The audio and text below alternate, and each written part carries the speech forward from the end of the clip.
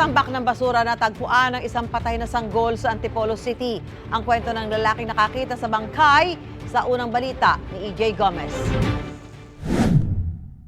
Sa kuha ng CCTV pasado alas 5 ng madaling araw noong Sabado sa NHA Avenue sa Barangay de la Paz, Antipolo City, kita ang isang lalaking nangangalakal ng basura, bitbit ang isang baga at patuwid ng kalsada.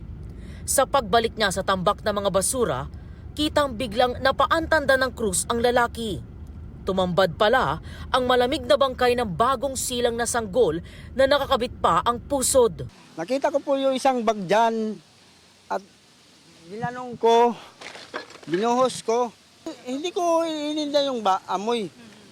Nakita ko isang daan. Kung maiisip ko, baka mayroong silver o ginto. Binalikan ko.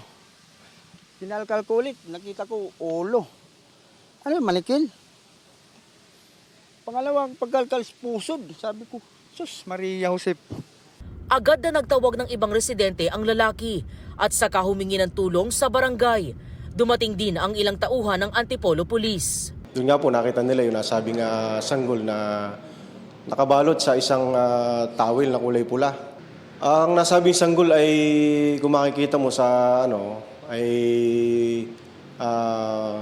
develop na talaga. Maaaring bagong panganak talaga ito na namatay lang, then tinapon ng walang pusong ina.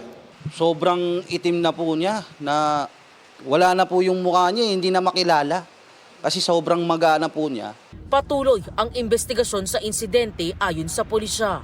Patuloy kaming nagkakandak ng backtracking ng mga CCTV footage para malaman, makita kung sino talaga yung aktual na nagtapon ng nasabing sanggol.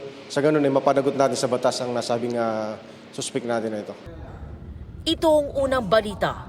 EJ Gomez para sa GMA Integrated News.